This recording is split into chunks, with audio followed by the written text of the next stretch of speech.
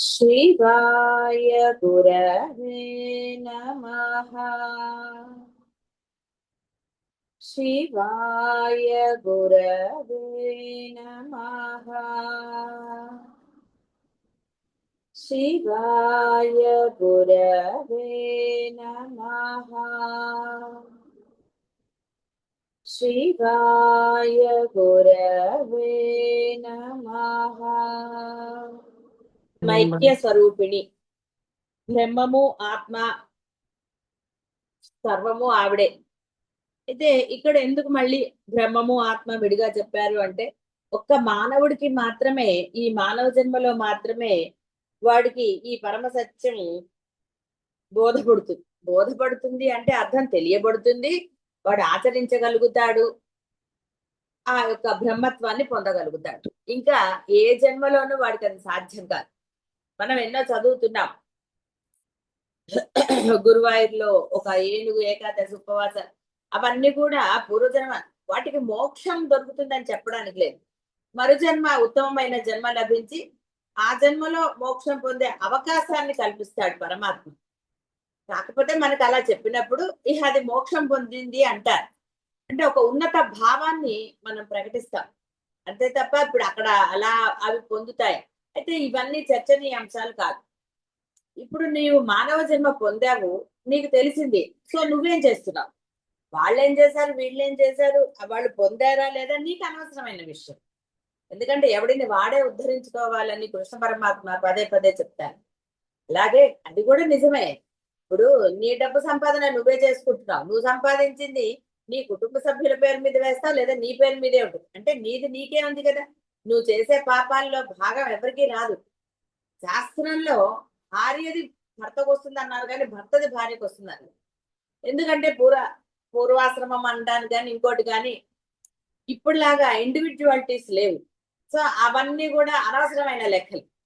ఎందుకు అలా చెప్పింది శాస్త్రం అన్నదాన్ని అవన్నీ పక్కన పెట్టేయండి. ఎందుకంటే ఇక్కడ మనము ఇప్పుడు ఒక భక్తి అద్వైతం వీటి గురించి తెలుసుకుంటే చాలు. అవసరమైనప్పుడు అవి దాంట్లో సందేహాలు వచ్చినప్పుడు తీర్చుకోవటం అది సబబుగా ఉంటుంది. ఇప్పుడు దాని గురించిన విశ్లేషణ అక్కర్లేదు మనకి.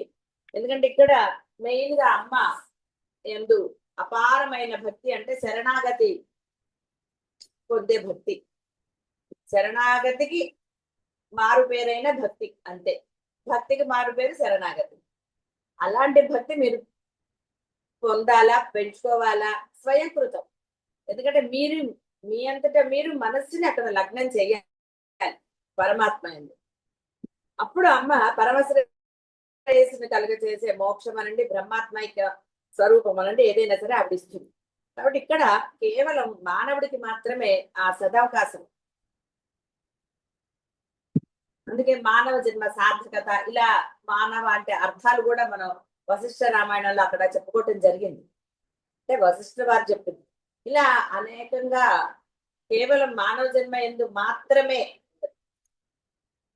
అందులో తెలియబడిన తర్వాత కూడా మనము ఆ భక్తిని గాని అద్వైతాన్ని గాని పొందకపోవటం అంటే ఇక అది మనం ఏం చేయాలి. బాగా చదువుకుని కూడా వాడు పరీక్ష నేను రాయను అంటే, ఎందుకంటే ఇక్కడ బాహ్య ప్రపంచంలో కొలమాన ఒక పరీక్షే. క్లాసుల సంగతి పక్కన పెట్టిన ఒక కలెక్టర్ అవ్వాలన్నా, ఒక డాక్టర్ గా ఇది అవ్వాలన్నా, అంటే బాహ్య ప్రపంచంలో ఒకటి కావాలంటే ఒక్క రాజకీయాల్లో తప్ప మిగతా అన్నింటిలో పరీక్షలే. అంటే వాడు రాయాలి, రాస్తేనే ఒరే నువ్వు డాక్టర్ విరా, లేదా నువ్వు ఇంకోటి అది ఇది చెప్తారు. కాబట్టి ఇక్కడ మీరు ఆచరించి తీరవలసిందే. పరీక్ష అంటే రాయాల్సిందే, ఇది అంతే ఆచరణ. ఇంకా ఆ పరీక్షలకి బాగా చదవాలి, ఎన్నో పుస్తకాలు రిఫర్ చేయాలి, అసలు చాలా రకాల టైం ఉంటుంది. ఆ టైం లోపలే నువ్వు రాయాలి. ఇలా బాహ్యంలో అన్ని కూడా పరిమితికి లోబడినవి. కేవలం ఒక ఈ అద్వైతం అనండి భక్తికి పరిమితి ఏం పెట్టలేదు. అలానే నువ్వు కాలక్షేపం చేస్తానంటే ఈ లోపల శరీర కాల పరిమితి అయిపోతుంది. కాబట్టి ఇక్కడ నీకు తెలిసిన దాన్ని వెంటనే ఆచరణలో పెట్టాలి. శీఘ్రం వెంటనే పెడితే ఆ స్థితిని కూడా నువ్వు వెంటనే పొందుతావు. మీనమేషాలు లెక్క పెడుతూ ఇప్పుడు చూడండి, కొంచెం ఎవరన్నా ఒక దీక్షలు చేసుకోవాలంటే మంచి రోజు చూస్తామండి, అప్పుడండి ఇంకా కొన్ని ఫంక్షన్లు ఉన్నాయండి, అవయ్యాక ఇవన్నీ కూడా కేవలం కాలక్షేపం కబుర్లు. నీ దీక్షకి అవన్నీ అడ్డమేమిటి? పరమాత్మకు అవి అడ్డమా? చాలా మంది మళ్ళీ ఊరు వెళ్ళాల్సి వస్తుందండి, ఏమి మానేస్తే ఊరేమని ఇదైపోతుందా, అలా ఆలోచించాం. బాహ్యం ఆలోచిస్తారు కాబట్టి భగవంతుడు ఎక్కడికో పెడుతుంది. ఇక అప్పుడు బ్రహ్మత్వం ఎలా సిద్ధిస్తుంది? నీకెందుకు ఆ బాహ్యం గురించి? ఏమిటి వెళ్ళకపోతే బాగుండదు అని నువ్వే అంటున్నావు. బాగుండదు అన్నావు కానీ అస్సలు బాగోదు అంటున్నావా? వాడేదా అవన్నీ అనవసరమైనవి. నువ్వు చెప్పుకున్నా కదా, ఇష్టాల్లాగా సమర్థింపు. ఇది చెయ్యకుండా ఉండడానికి నువ్వు అది సమర్థింపు చెప్పు.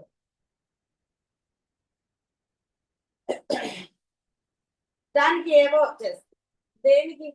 నువ్వు అనుకున్నావు నువ్వు ఈ లక్ష్యం నువ్వు పొందడానికి నువ్వు బాహ్యమైన కారణాలు చూపిస్తే బాహ్యంలో ఉండిపోతావు తప్ప బ్రహ్మత్వం ఎలా పొందుతావు?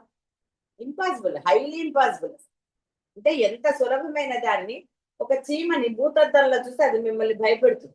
ఈగ సినిమాలో ఈగ ఎలా బయటపెట్టింది? ఈగ ఆఫ్టర్ ఆల్ ఈగ మామూలుగా మనం చెప్పుకుంటే.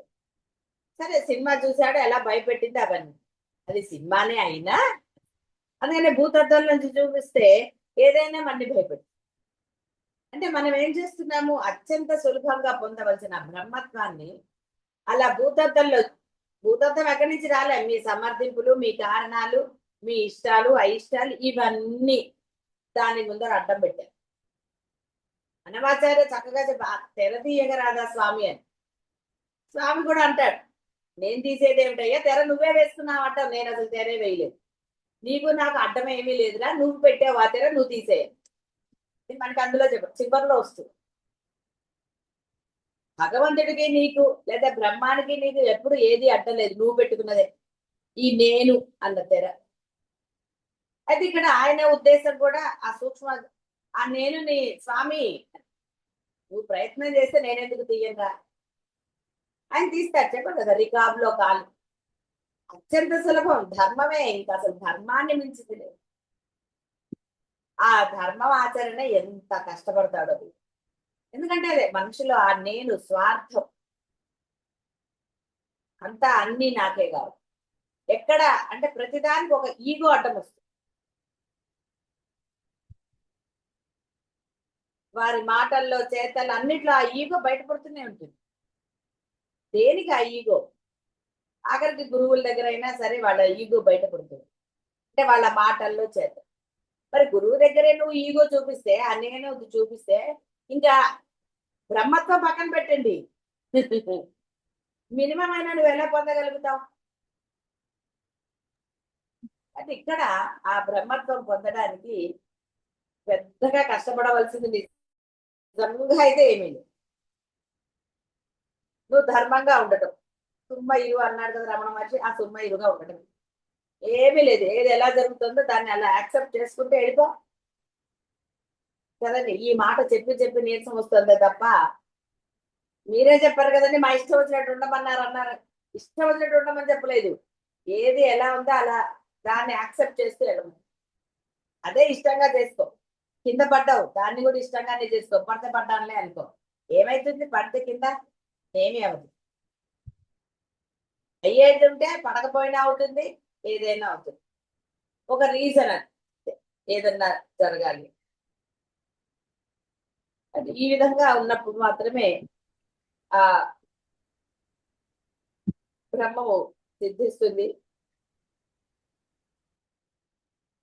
కాబట్టి ఈ యొక్క బ్రహ్మ పర్యంతం ప్రతిదియు పరమేశ్వరునందు జన్మించి పరమేశ్వరునందు క్రీడించి పరమేశ్వరునందే లయిస్తుంది. కాబట్టి అందరిలో ఉన్న ప్రాణశక్తి అన్నా, మీ ఊపిరన్నా, గుండె కొట్టుకోవటం అన్నా, ఏదైనా సరే ఆ పరబ్రహ్మమే, ఆత్మయే. ఆ ఆత్మ నేను నేను అని కొట్టుకోకుండా రంగు పూస్తే నేను, రంగు తీసేస్తే ఆత్మ, అదే బ్రహ్మం. ఆ నక్క కదా తెలుసు కదా, అదేదో ఒక రంగు దాంట్లో పడి ఆ నక్కలాగా మీరు అంటే వేరే అనుకోకండి, మీరందరూ అంటున్నారు. ఆ నేను రంగు పూసుకు తిరుగుతున్నారు, నేను ఫలానా ఫలానా అని తిరుగుతుంది. ఇంకా ఏదో దాని ఇదో వర్షం పడి దాని రంగు పోయింది,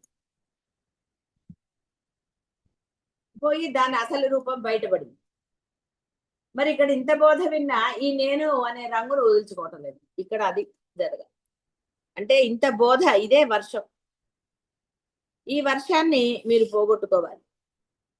వర్షం వల్ల మీ యొక్క ఈ దొంగ నేను పోగొట్టుకుంటే దానికి మించింది లేదు. అంటే అసలైనది అప్పుడు తలుపు తీస్తే కదా వెళ్తురు లోపలికి వస్తుంది, మబ్బులు తొలిగితే చూడు లేడు అనడానికి లేదు. ఇది అంతే. కాబట్టి ఆ బోధ అనే ఆ వర్షపు ధార నుండి మబ్బ నుండి ఉదాహరణలు ఎన్నన్నా చెప్పుకోవచ్చు. బ్రహ్మ బృహతి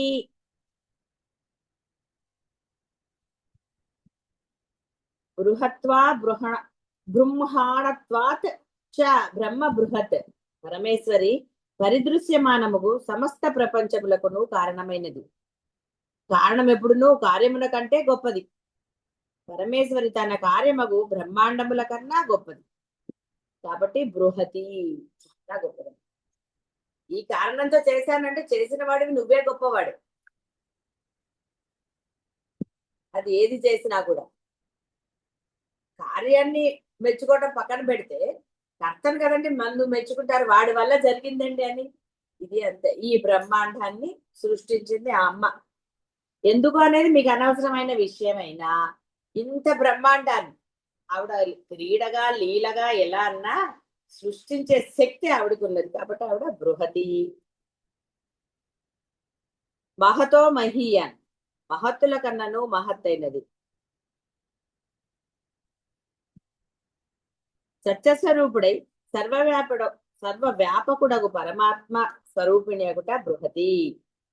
అంతటా వ్యాపించింది కాబట్టి. బ్రాహ్మణి, అది బ్రహ్మణి అనుకుంటా, బ్రాహ్మణి అనాలి, దీర్ఘం ఉండాలి. బ్రాహ్మణి. బ్రాహ్మణో భగవాన్ శంభో బ్రాహ్మణానాం హి దైవతం విశేషాత్ బ్రాహ్మణో రుద్రం ఈశానం శరణం వ్రజే. బ్రాహ్మణుల దైవము శంభుడు. పరమేశ్వరి ఈశ్వరుని శక్తి కాబట్టి బ్రాహ్మణి అనబడుచున్నది. ఉపాసకులు దీక్షిత అయిన బ్రాహ్మణ సుమంగళను పరదేవతా బుద్ధితో పూజించుచుండునవుట ఉపాసన విశేషం.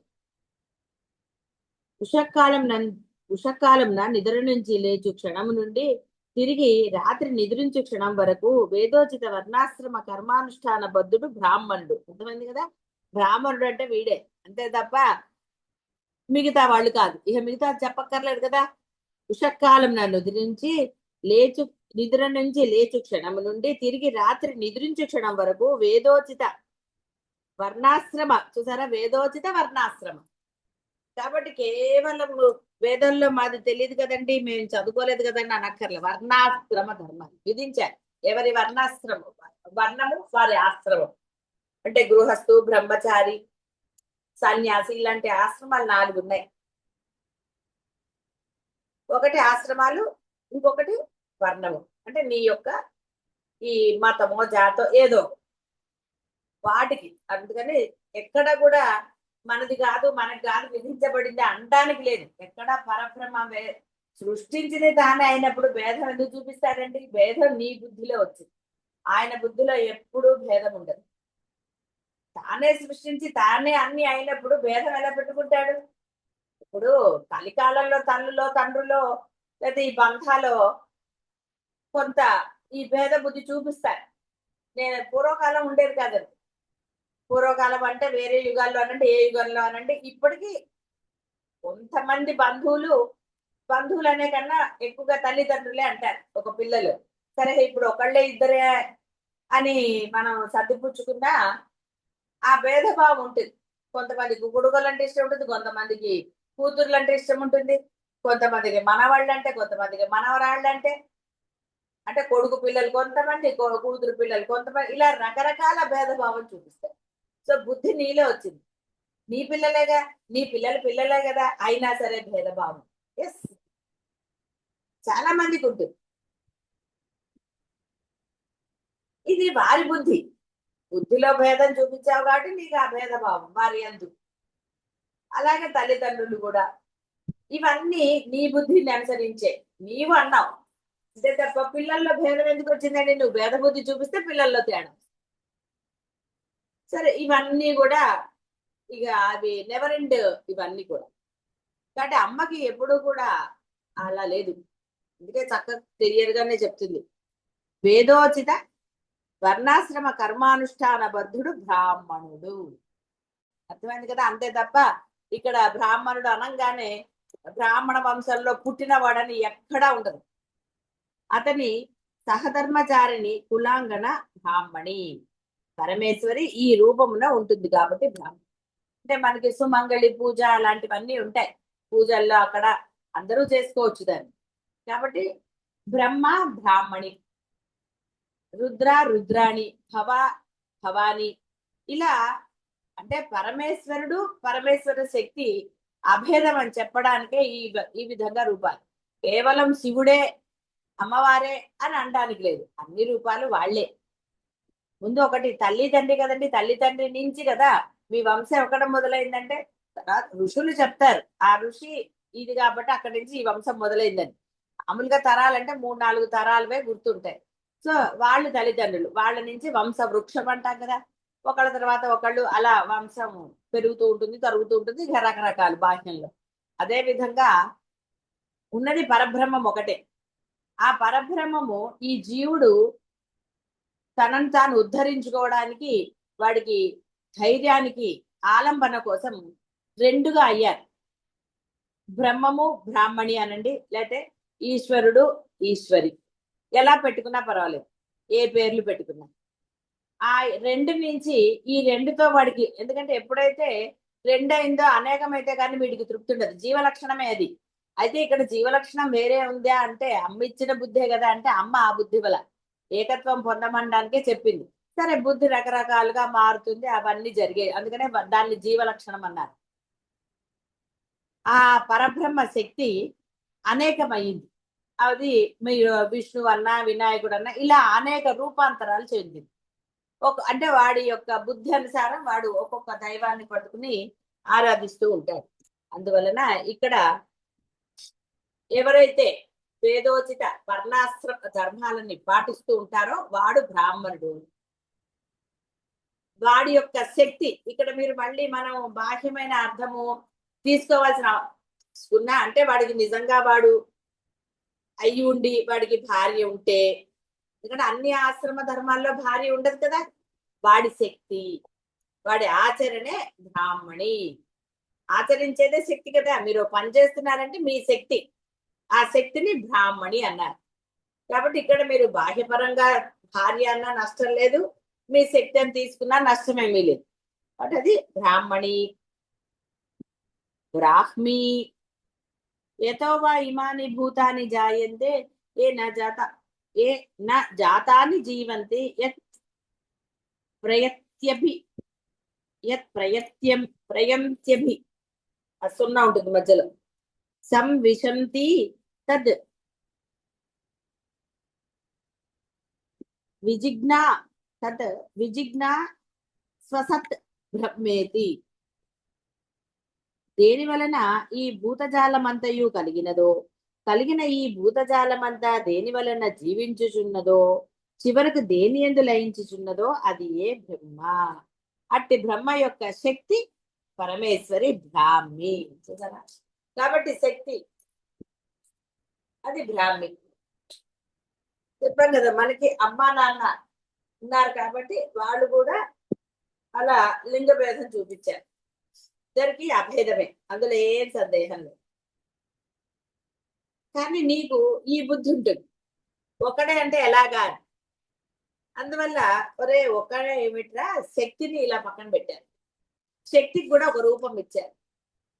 ఇప్పుడు నీ శక్తి కనపడుతుందా? నువ్వు పని చేస్తే కార్యరూపంలో కనపడుతుంది అక్కడ నువ్వు చేసింది, అది ఏదైనా సరే. ఒక చదువు అంటే నువ్వు రాస్తే అప్పుడు నీకు తెలుసు నువ్వు ఎంత బాగా చదివావు. ఒక పని చేస్తే ఆ పని యొక్క దాన్ని బట్టి, ఫలితాన్ని బట్టి నీ యొక్క శక్తి తెలుస్తుంది. వాడు చేయగలడు. ఓ బరువు ఎత్తావు, నీ శక్తి తెలుస్తుంది, వీడింత మోయగలడు అని. ఆ శక్తి అలా కనబడుతుంది. కాబట్టి అమ్మని చూపించారు, శక్తిని చూపించారు. అందుకే శక్తి ఆరాధన అన్నారు. కాబట్టి అమ్మనే ఆరాధించారు. అంతేగాని ఇక్కడ అమ్మ వేరు, అయ్య వేరు, శక్తి వేరు, నువ్వు వేరు, ఇలా బుద్ధిని పాడు చేసుకో.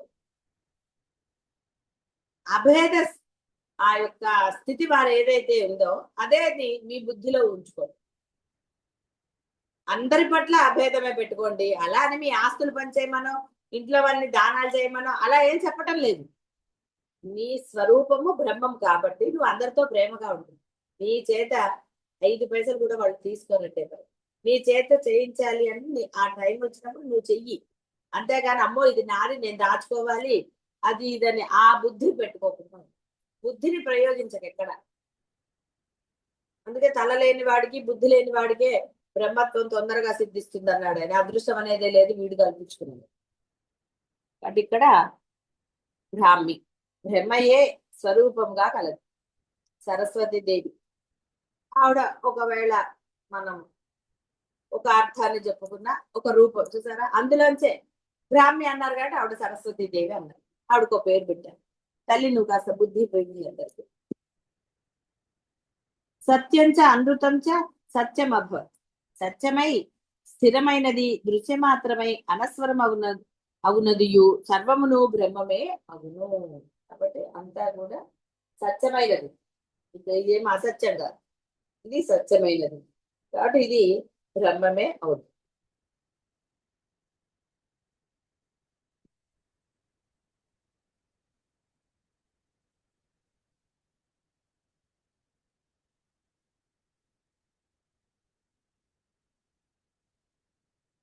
బ్రహ్మానంద ధాకి వద్దులేదండి. బ్రహ్మానంద నిరతిశయానంద స్వరూపిడి మానవానందాది బ్రహ్మానందాతమము బ్రహ్మానందమే. అంటే ఈ మానవానందాలు నుంచి బ్రహ్మానందం వరకు అన్ని ఆవిడే. ఇక్కడ కూడా మానవ అంటే నువ్వు ఒక జీవుడిగా ఆనందం పొందుతున్నావు అంటే ఆవిడ లేదు నీకేం ఆనందం. లోపల ఆవిడ ఉంటేనే నువ్వు ఏదైనా ఆనందం పొందగలుగుతావు. నువ్వు చేయగలిగిందైనా పొందగలిగిందైనా అనుభవించగలిగిందైనా ఏదైనా లోపల ఆవిడ ఉండవలసిందే. కాబట్టి ఈ మానవానందాది బ్రహ్మానంద అంతమగు బ్రహ్మానందమే అంతమైనది, ఇంకా దానికి మించిన ఆనందం వేరే లేదు వరకు కూడా ఆ యొక్క స్వరూపమే. అంటే ఆ బ్రహ్మానంద స్వరూపం ఆవిడే. సర్వ విద్యా సంపన్నుడును మంచి యవ్వనుడును ధనధాన్య సమృద్ధమైన ప్రపంచ మండలమంతయు శాసించువాడు నవ్వు సార్వభౌముని ఆనందము మానవానందం. దీనికి దీనికి ఒక్కదానికి తర్వాత సరే ఒకదాని తర్వాత ఒకటి అంటే సర్వ విద్యా సంపన్నుడు యవ్వనుడు ఒకదాని తర్వాత ఒకటి. ఈ ఇక్కడ ఒట్టికి ఒక 3-4 చెప్పారు కదా, అవి తర్వాతది 100 రెట్ల అధికంగా ఉండు మనుష్య గంధర్వ దేవగంధర్వ పితృదేవ అజానదేవ కర్మదేవ దేవ ఇంద్ర బృహస్పతి ప్రజాపతి బ్రహ్మానందం. ఇట్టి బ్రహ్మానందమే స్వరూపంగా కదా కూడా పరమేశ్వరు. అంటే ఇక్కడ మనుష్య గంధర్వ అంటే మనుషుడి కన్నా గంధర్వుడు గొప్ప. మళ్ళీ ఆ దేవగంధర్వుల్లో వాళ్ళు, తర్వాత పితృదేవతలు, ఇలా రకరకాల ఎందుకులేండి తెలుసుకోవడం అనవసరంగా. మనకి తెలిసిన ఒక్కదాన్ని పట్టుకుని ఆచరణలో పెట్టుకుంటే ఆటోమేటిక్ గా మిగతా ఆనందాలు దొరుకుతాయి. ఆ మిగతా ఆనందాలు అంటే అర్థం ఆ బ్రహ్మానందాన్ని పొందుతాం. ఇన్ని అక్కర్లా. అలాగే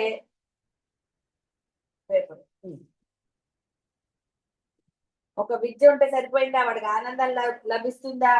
ఇక్కడ యవ్వనం ఎన్ని రోజులు ఉంటుంది, విద్య ఎన్ని రోజులు. మతిమరుపు వచ్చింది అనుకోండి విద్య కాస్త గోవిందా. యవ్వనము అంతే.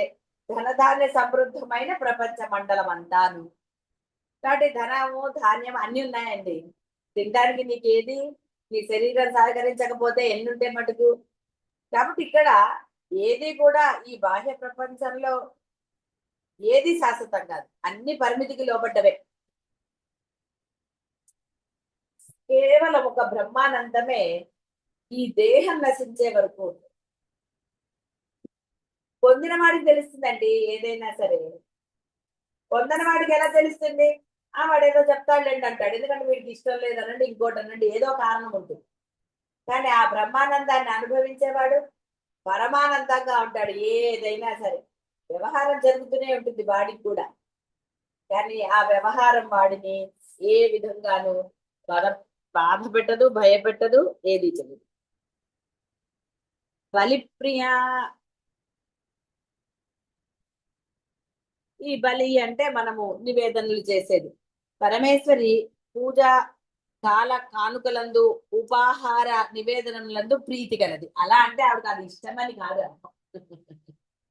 నువ్వు మంచివి ఆవిడకి సమర్పించినప్పుడు ఆవిడకి ఇష్టం కలిగి, ఎవరికైనా అంతే బాహ్య ప్రపంచం అలా. కాబట్టి ఆవిడది మీ బుద్ధులు ఒకటి అనడానికి లేదు.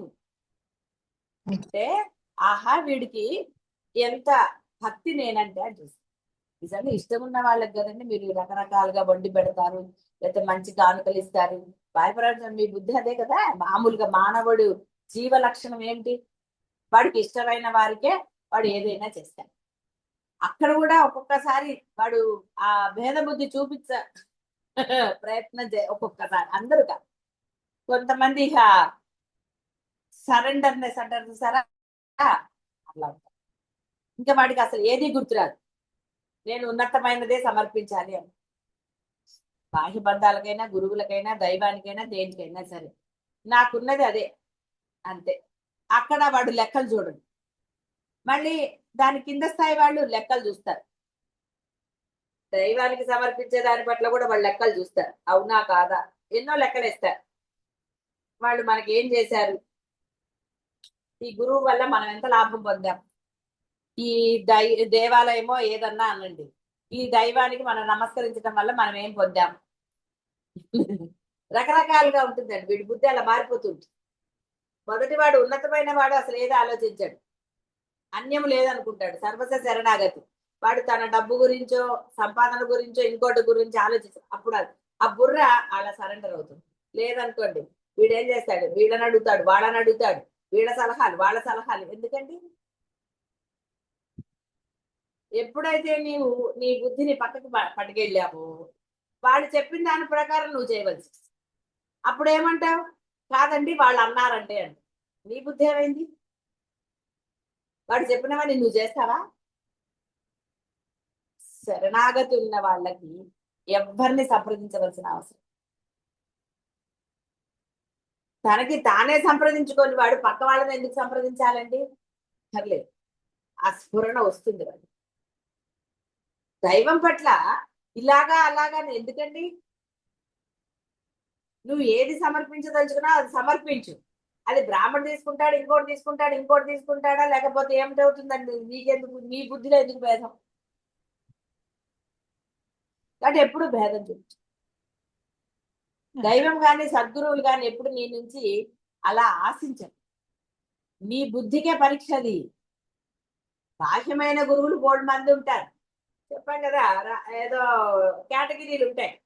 ఈ శిష్యుడైతే ఇంత ఇవ్వాలి, ఆ శిష్యుడైతే అంటే శిష్యరికల్లో కేటగిరీ. మన సినిమా హాల్లో ఉంటాయి చూసారా, బాల్కనీ కింద నేల అవన్నీ టికెట్. అలాగే బాహ్య గురువుల్లో అలా టికెట్స్ ఉంటాయి. వాడు ₹1,00,000 ఇచ్చిన వాడు ముందర ఉంటాడు, ఇంకోటి ఇచ్చిన వాడు వెనకుంటాడు, అలా కేటగిరీస్ ఉంటాయి. సద్గురువుల దగ్గర ఆ కేటగిరీలు ఉండవు, దైవం దగ్గర ఆ కేటగిరీలు ఉండవు. సరే ఇప్పుడు మీరందరూ ఆ మామూలుగా రష్ పెరిగారు కాబట్టి ఏవేవో పెడతారు టికెట్లు.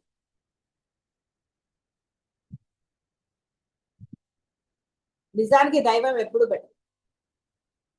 రావణ మహర్షి ఏం పరుగులు ఎత్తలేదు, ఎందుకంటే తెలిసిపోయింది ఉన్నది బ్రహ్మమే అన్నాడు, విడిగా ఏ గుళ్ళకి వెళ్ళలేదు. అవసరం ఎందుకంటే అనవసరం. మీ కోరికలు ఉన్నాయి కాబట్టి ఇక్కడికి అక్కడికి పరిగెడతారు, కోరికలు లేకపోయినా వెళ్ళవచ్చు. ఎందుకంటే దేహంలో శక్తి ఉంది. ఈ శక్తిని బ్రహ్మత్వం పొందడానికి కాకుండా ఈ బాహ్యమైన వాటిల్లో పెడతారు. ఇక్కడ పుణ్యం వస్తుందా పాపం వస్తుందా అంటే వాడి వల్ల కానే కాదు. నువ్వు క్షేత్రానికి వెళ్ళావు కాబట్టి నీకు పుణ్యం వచ్చి తీరుతుంది, లేకపోతే దానాలు చేసావు కాబట్టి పుణ్యం వస్తుంది, ధర్మం చేసావు కాబట్టి పుణ్యం వస్తుంది. ధర్మం అంటే తెలుసు కదా, వేరే ఆచరణ వేరు, ధర్మాన్ని ఇచ్చేసుకోవటం వేరు. కాబట్టి ఇలా ఎన్నో రకాలు. సూక్ష్మం తెలియదు కదా అందరికి, అన్ని సూక్ష్మం తెలిసి అది తెలీదు. వాడు ఏదో అనేసుకుంటాడు, నువ్వు అనుకున్నంత మాత్రాన అదే సత్యమా? ఎంత తలకాయ చెప్పండి బాహ్యం. కాబట్టి ఇక్కడ అత్యంత సులభమైనది ఆ బ్రహ్మానందం పొందటం. ఆ బలిప్రియ సమర్పించు, లోభత్వం ఎందుకండి? ఒకరికి ఇచ్చే దాంట్లో ఎప్పుడూ లోభత్వం పొందదు. నీ ఇంటికి ఎవరన్నా వచ్చారనుకోండి, వాళ్ళు గతి లేక వచ్చారా లేకపోతే ఇంకో దానికి వచ్చారా అని నీకెందుకు? నువ్వు నీ స్థాయిలో పెట్టు, అప్పుడు నీ గొప్ప. చాలా రీల్స్ లో అలా నేను చూస్తూ ఉంటాను మామూలుగా, ఇప్పుడు కాదనుకోండి, మామూలుగా చూసినప్పుడు ఒక యజమాని బర్త్డేనే ఏదో ఫంక్షన్ అనుకోండి, ఈ పనమ్మాయి వాళ్ళ తాహతు తగ్గట్టుగా కొట్టింది. చూడండి, తన తాహతు కాదు, వాళ్ళ తాహతుకు తగ్గట్టుగా కొట్టింది. యజమాని ఏం చేశాడు? పనమ్మాయి కదా అని చాలా తక్కువది కొను, తన స్థాయికి కిందకి వెళ్ళిపోయాడు.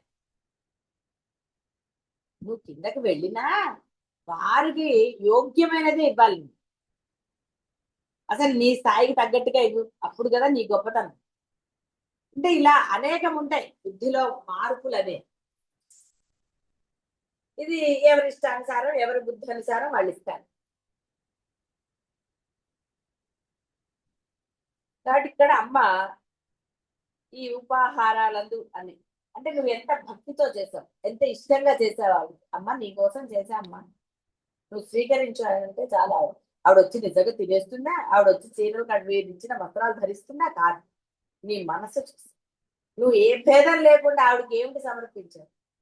అందుకే సద్గురువులకి, బ్రహ్మముకి, ఆ దేవతా రూపాలకి అభేదం అన్నారు.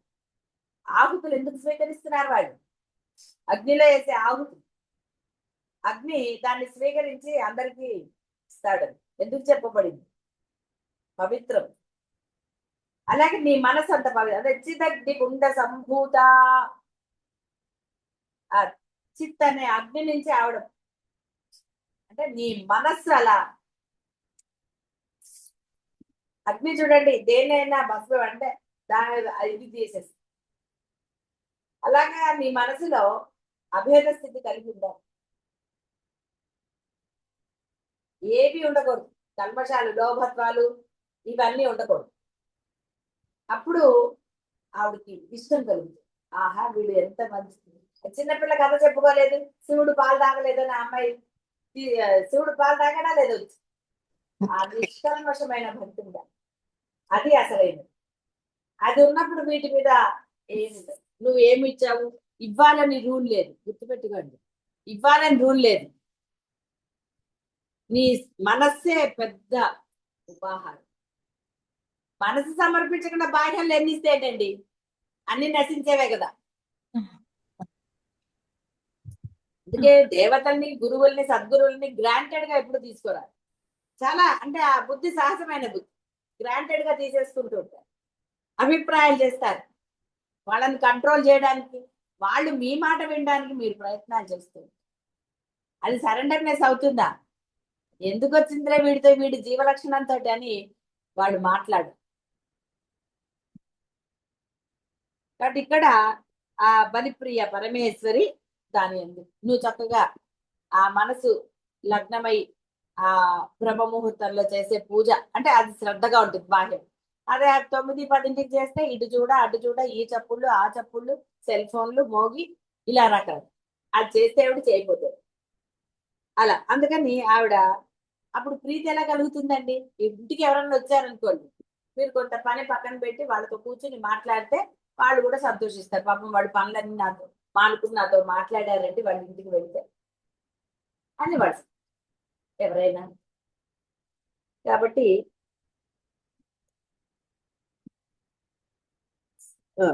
నివేదన అర్హమైన పదార్థముల ఏదైనాను బలి అంటే నివేదనకి అర్హమైనవి ఏమైనా బలి. బలి అనగానే మనం వేరే అర్థాలు తీసుకోకర్లేదు, నివేదించటమే బలి. సాంప్రదాయక విధానమున చేయబడు వేద విహిత అర్చనలందు త్యాగపూర్వకముగా ఓనర్పబడు నివేదనము. చూసారా, త్యాగపూర్వకంగా అంటే అక్కడ భేద బుద్ధి లేదు. ఇంకా నివేదన ముందర మనము రుచులు చూడటం అలాంటివి చెయ్యరాదు. నువ్వు రుచి చూసావంటే అయిపోయింది, ఇంకా మళ్ళా ఆ పదార్థాన్ని గురువులకు కాదు కదా, దైవానికి ఎవ్వరికీ సమర్పించరాదు. నువ్వు రుచి చూసేసావు, నువ్వు హాయిగా హోల్ హార్టెడ్ గా చక్కగా మనసు అక్కడ లగ్నం చేసి చెయ్యి, అది ఏదైనా సరే చక్కగా ఉంటుంది. మనసు లగ్నం కానప్పుడే నానా గోలేదు. అయ్యో ఎలా ఎందుకంత ఆలోచన, నామస్మరణ చేస్తూ చేయరా. అన్ని చక్కగా ఉంటాయి. కానీ అదే కదా, ఆ బుద్ధిలో భేదంతో నానగోల. త్యాగపూర్వకముగా, అదే త్యాగం అంటే వేరు భావం లేకుండా, భేదభావం లేకుండా. నివేదనము బలి. బలులన్నవి వేరే కొన్ని రకాలు ఉన్నాయి. బలి అనగా అహంకార మమకారాలను, అరిషడ్ వర్గములను త్యాగపూర్వకముగా విసర్జించుదా. చూసారా, అందుకే ఆవిడ ముందేరే చెప్పింది కదా ఎలా సమర్పించాలి అనేది. అలా సమర్పించాలి. సమయం చాలా 7:37. సరే, ఒక 2 నిమిషాలు చెప్పేస్తాను. కాబట్టి త్యాగపూర్వకంగా ఈ మమకారాలు, అరిషడ్ జీవాత్మను పరమాత్మ యందు లయం చేయుట. హోమం చేయుట అంటే అర్పించటం. ఇష్టదేవతకు ఆత్మార్పణ గావించుటయే బలి. ముఖ్య దేవత ప్రీత్యర్థముగా దిక్పాలులకు భూతజాలమునకు అర్పించు బలులు పాయసము గాని మాసి సపిష్ట రూపమున గాని చేయబడు. అంటే మనము కొన్ని గుళ్ళల్లో ఉంటుంది, గుడి చుట్టూరా కొంత ఒక మామూలు అన్నం కాకుండా అందులో కొంతమంది మినపప్పు కలుపుతారు, కొంతమంది ఒట్టి అన్నం వండి పెడతారు, కొంతమంది పరమాన్నం, ఇలా రకరకాలుగా ఆచారాలు ఉన్నాయి. అలా సమర్పించడం. పూర్వము భోజనం చేసే ముందర కొంతమంది ఒక ముద్ద తీసుకెళ్లి బయట పెడతారు. ఇలా అంటే వారి యొక్క వర్ణాశ్రమ ధర్మాల ప్రకారంగా కొంతమందికి ఉన్నాయి ఆ విధంగా. అవన్నీ కూడా బలులే అంటారు. బ్రాహ్మణైన సదాదేయం కూష్మాండం బలికర్మణి. యజ్ఞయాగాదులందును ప్రతిష్టాదులందును బ్రాహ్మణులచే కూష్మాండము బలి.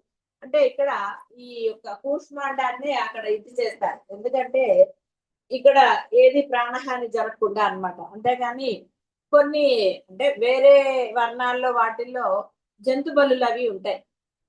అది కొంత మనము తాంత్రిక దాంట్లో ఉంటుంది.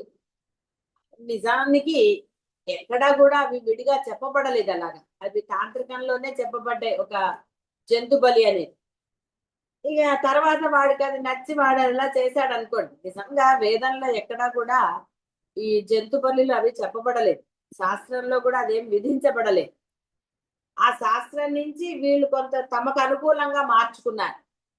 అంతేగాని దైవము తాను సృష్టించిన వాటిని ఒకదాని వాటి యొక్క జీవ లక్షణాన్ని బట్టి అవి ఆహారంగా స్వీకరిస్తాయి, అంతే తప్ప బలి ఇవ్వమని ఎక్కడా ఉండదు. ఒక దేవత బలి కోరుతోంది అనేది వీడి బుద్ధి అనుసారమే తప్ప నిజంగా ఏ దేవత కూడా అలా బలి కోరదు. కాబట్టి మనకి ప్రతిష్టలు ఇట్లా ఆ గుమ్మడికాయని పగలగొట్టి అందులోనే పసుపు కుంకుమ పెడతారు. వీళ్ళందరూ ఏమంటారంటే కుంకుమ అంటే రక్తం కదండి అని. ఇన్ని అనవసరమైన చెప్తాం కదా, కొంచెం వేరే బుద్ధిలో. పసుపు కుంకుమ మనకి శుభం, అందుకని ఆ ఒక దానికి అది పెట్టి దిష్టిలాగా తీసేసి దానికి పసుపు కుంకుమ పెట్టాం, శుభం జరగాలి కాబట్టి.